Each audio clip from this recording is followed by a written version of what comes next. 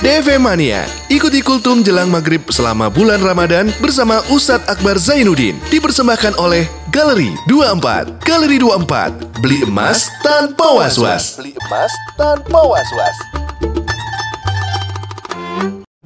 Masih bingung punya uang lebih tapi gak tahu harus diapain? Mau invest tapi merasa gak cukup? Tenang, itu bukan akhir dari kehidupan. Galeri 24 solusinya. Gerai emas dan perhiasan Pegadaian yang menyediakan berbagai macam koleksi perhiasan terbaru. Mau beli emas atau perhiasan gak usah bingung lagi sekarang. Mau beli emas batangan mulai dari 0,1 gram sampai 1 kilo ada. Mau beli perhiasan buat orang tua atau buat pacar juga ada. Mulai dari 17 karat sampai 24 karat. Mau custom perhiasan buat nikahan juga siap dibuatin. Sampai berlian di Galeri 24 juga punya. Tinggal kunjungi saja Gerai Emas dan Perhiasan Galeri 24. Outlet gerai emas dan perhiasan Galeri 24 tersebar di seluruh Indonesia. Mau online juga bisa, tinggal download di aplikasi Galeri 24 Mobile Apps di Play Store dan App Store. Bisa juga melalui web di www.kataloggaleri24.com. Langsung klik, langsung sampai ke tangan Anda. Dengan jaminan jual kembali di outlet Galeri 24 di seluruh Indonesia. Galeri 24, beli emas tanpa was-was.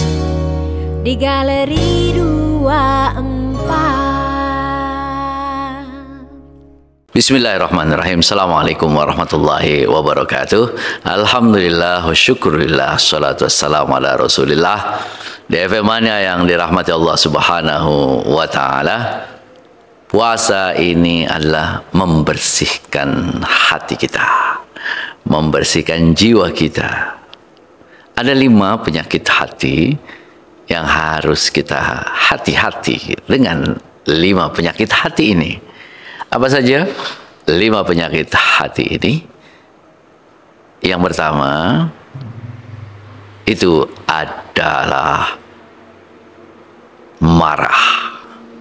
Ini adalah penyakit hati yang paling membuat kita sakit hati. Kemarahan, dendam yang masih ada dalam diri kita karena kita marah sama seorang, pernah disakiti. Nah, itu akan menjadi penyakit hati yang kalau kita bina rasa marah itu, kalau pelihara rasa marah itu, rasa dendam itu, maka tidak hanya hati kita, jiwa kita yang akan rusak, tapi juga fisik kita. Banyak sekali orang-orang yang terkena penyakit gara-gara menyimpan rasa marah itu, menyimpan dendam lama yang ada pada dirinya sendiri. Lalu apa yang bisa dilakukan? Ada beberapa hal. Kita memang tidak bisa akan melupakan peristiwa itu, tapi setidaknya ada 2 hal.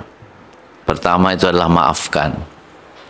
Maafkan itu bukan untuk dirinya atau orang-orang yang kita anggap menyakiti kita, tapi memaafkan itu untuk diri kita, agar hati kita lebih tenang. Yang kedua, ikhlaskan. Ikhlaskan itu artinya bahwa Allah itu sudah mengizinkan itu terjadi.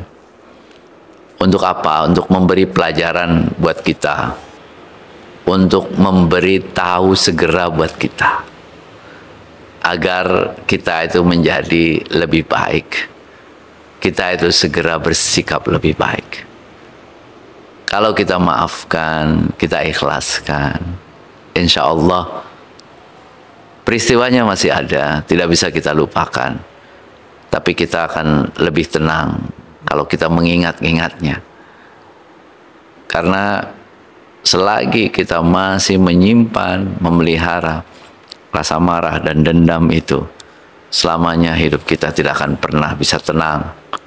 Selamanya hidup kita itu akan selalu terbelenggu dengan kemarahan dan dendam itu. Penyakit hati yang pertama. Penyakit hati yang kedua itu adalah sedih yang mendalam. Ada banyak peristiwa dalam hidup ini yang memang menguji hati kita, perasaan kita, kesabaran kita. Allah itu memberikan kita ujian banyak sekali.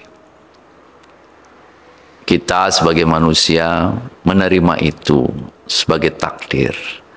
Menerima itu sebagai bagian dari proses alamiah. Dan menerima itu sebagai bagian dari Allah menguji kita. Apakah kita memang serius, sungguh-sungguh, dan menguji kita agar mengangkat derajat kita. Tidak perlu terlalu sedih berkepanjangan. Apa yang menimpa kita itu bagian dari perjalanan hidup kita. Kita move on, bangkit, lalu kemudian kita songsong masa depan yang lebih baik. Penyakit hati yang ketiga itu adalah iri dan dengki. Iri itu artinya kalau kita melihat orang lain berprestasi, kita melihat orang lain mendapatkan rezeki, mendapatkan karunia dari Allah, kita merasa sakit hati. Padahal itu orang lain, bukan kita. Setiap orang itu punya jalannya sendiri-sendiri. Tidak perlu membandingkan diri kita dengan orang lain. Setiap orang sudah ditentukan nasibnya sendiri-sendiri oleh Allah. Tugas kita itu adalah berusaha untuk nasib kita sendiri. Tidak perlu melihat orang lain. Kita syukuri saja apa yang sudah ada. Jangan dibandingkan dengan orang lain. Bandingkannya dengan diri kita. Diri kita kemarin dengan diri kita hari ini. Apakah lebih baik atau tidak. Itu yang akan membuat kita selalu bersyukur. Yang keempat, penyakit hati yang harus kita hindari itu adalah takabur, sombong. Sombong itu merasa kita lebih baik daripada orang lain. Kalau ada orang berprestasi, kita mengecilkan prestasi itu. Aku lebih baik.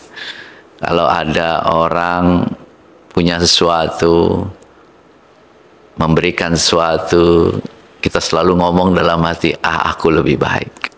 Perasaan merasa lebih baik, merasa lebih berjasa, merasa lebih senior, itulah yang disebut sebagai kesombongan. Jadilah orang yang lebih rendah hati. Kita belajar dari mana saja, siapa saja, kapan saja, itu akan membuat kita berhasil. Dan terakhir itu adalah riya. Penyakit hati, kita melakukan sesuatu karena ingin dilihat orang, ingin dipuji orang. Kebaikan itu akan hilang kalau kita itu niatnya ingin dilihat orang, ingin dipuji orang. Ibadah ya untuk Allah, bukan untuk manusia. Kita sholat, zakat, puasa, semua itu bukan untuk dilihat oleh orang lain. Hati-hati dengan 5 penyakit hati. Pertama itu adalah marah dan dendam. Yang kedua adalah sedih berkepanjangan. Yang ketiga iri dan dengki. Yang keempat takabur. Dan yang kelima itu adalah riya.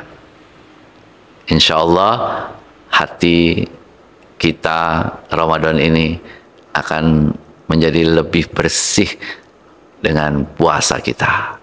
Barakallahu fikum wa fina jami'an. Walafu minkum. Assalamualaikum warahmatullahi wabarakatuh.